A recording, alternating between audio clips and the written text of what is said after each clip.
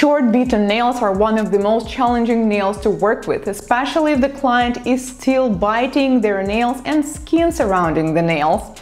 From my experience, acrylic is one of the best products to do extensions because it's really hard and you cannot really bite it off. Plus, it's easy to work with if you know how to work with acrylic. I received a few messages from you guys, which product can you use instead of acrylic, because some of you are not using acrylic and also a client can be allergic to acrylic nails. Of course, there's an alternative. I think polygel and dual forms will work great. In this video, we will do this kind of transformation and super cool simple design. Hello guys, this is Anastasia and this is the hand of my client Anna. She has some leftovers of the old product she did almost a month ago. So we need to remove it, and first I'm going to push back her cuticles using orange wood stick. If this is the first video you're watching on my channel, we have a long history with Anna. She's been my client for 3.5 years, and when she first came to me, her nails looked completely different.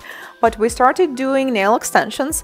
It wasn't easy because we had to redo them numerous times until finally her natural nail beds started to grow longer, and now they look so much better. I know that some of my followers have a similar problem of biting their nails, so if you're wondering is it possible to make them look better over time, the answer is definitely yes. With time and patience, you can do it. Now we need to remove the old product. I'm going to use ceramic bead with blue abrasive mark, and we can see that this enhancement is so thick. Also, the product is almost on her free edge. For any person, having extensions more than 1 month is really bad and can be damaging for your natural nails. But if you have short nail beds, just like Anna, this is 10 times bad, so please do not do this. But luckily she didn't injure her nails and they are in good condition anyways. I use the speed, which is almost max, 28,000 rotations per minute. First I filed off the free edge and then I file off the product from the top. I get this question a lot, if I use only electric nail file to remove the product or if I use a hand file as well. My answer is I use only electric nail file, and now you can see how it looks. But if you want to do the same, you need to be super confident when you're using e-file. If you're a beginner, I definitely recommend you to use electric nail file first and then switch to the hand file, so you will not damage your natural nail when doing product removal.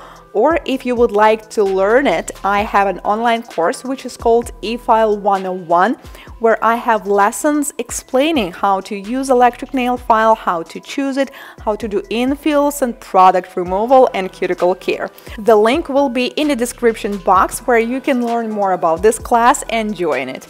Meanwhile, I proceed to the product removal and we need to do it on another nails. For some reason, almost every time we met with Anna, she had some kind of new injuries. Sometimes they had nothing to do with nails. It was a simple accident in the kitchen because she works as a chef. Sometimes it was something with a grill or with a knife or with hot oil. And sometimes it has to do with nails. So we were joking this time that finally this is the time where she didn't get herself injured in any way. Usually when Anna came back to me after extensions, she didn't have any product on her nail, so normally we didn't have to do this. Also, I'm really not used to filing and shaping her free edge because normally her nails were super short and they're not anymore. So we need to shape them a little bit so we can do extensions. But first we need to continue with the prep, and I'm going to do dry manicure. I'm using diamond bead with red abrasive mark, flame shaped. The speed is about 17,000 rotations per minute. By the way, if you would like to learn how to do dry manicure as well, I have this online course too. But if you're a beginner and you do not have much experience working with electric nail file, I recommend you to do e-file 101 class first, because this one is much easier and it includes all the basic steps you need to know about working with electric nail files, and e-file manicure is more advanced. We've been working with Anna for 3.5 years and you can see how how her nails changed over time, and I also have to say that her skin and cuticles changed. Of course, she still has dry skin and we still have something to work on. It's not possible to do something that she will not have any excess dead skin at all, but still they look much better. She does not have these hangnails and many cuts around her nails. And honestly, for me and for Anna, of course, this is quite an achievement because it didn't come easy, trust me.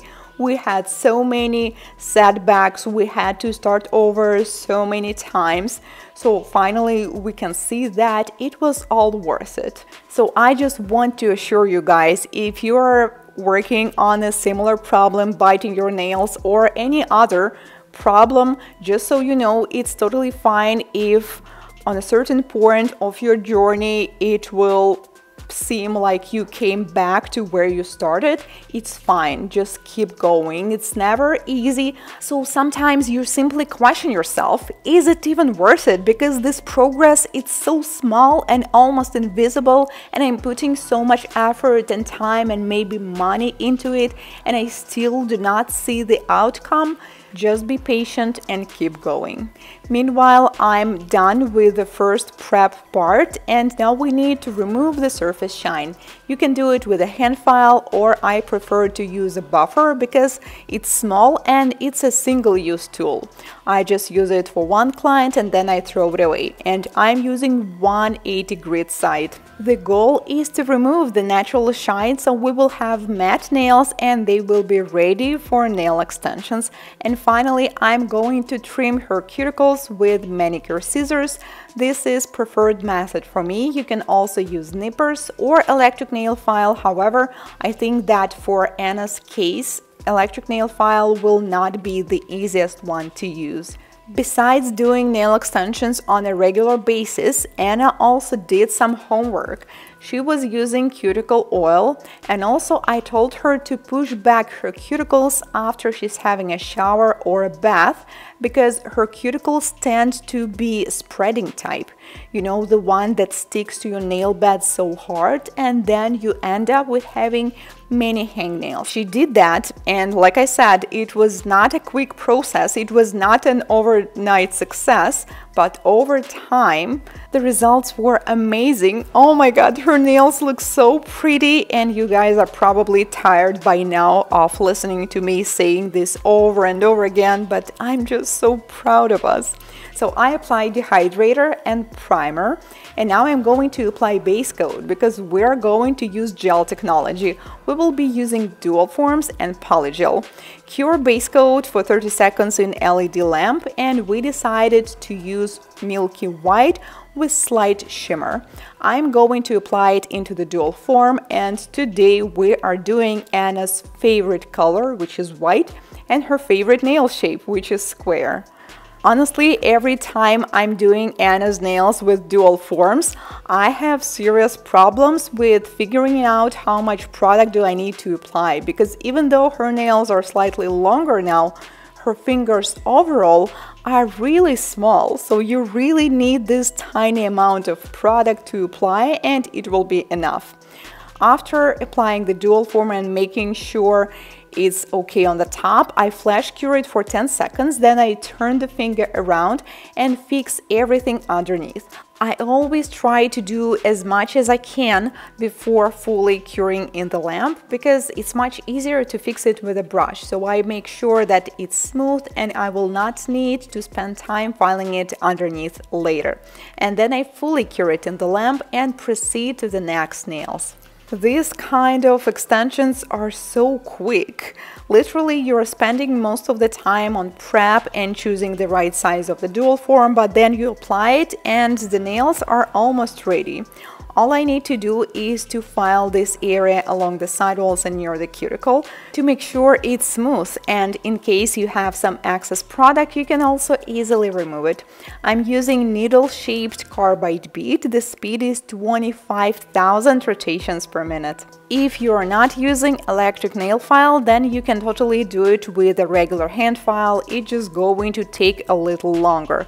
But it's super easy because most polygels are very soft, and when you're using electric nail file and especially carbide bit, they're going to file off super fast.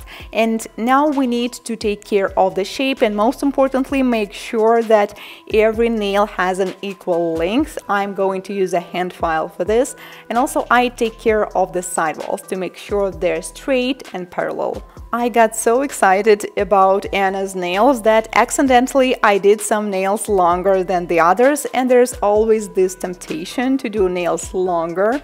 But we decided that we had such a long journey with Anna's nails that we're not going to extremes yet, okay? We're still going to make them short, well, relatively short. Then I buffed the surface of the nail, and this is what they look like. They're so pretty, but we have some product missing near the cuticles.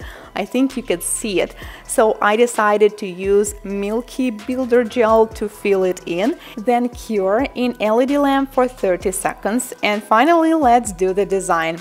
I'm going to use a blooming clear gel. I apply it on the entire nail, and then I'm going to use some jelly colors and apply them on top, so we will have these colorful dots, and the idea is to use a different color on every single nail. So we will have a circle-shaped ombre with a little bit of mica in the center.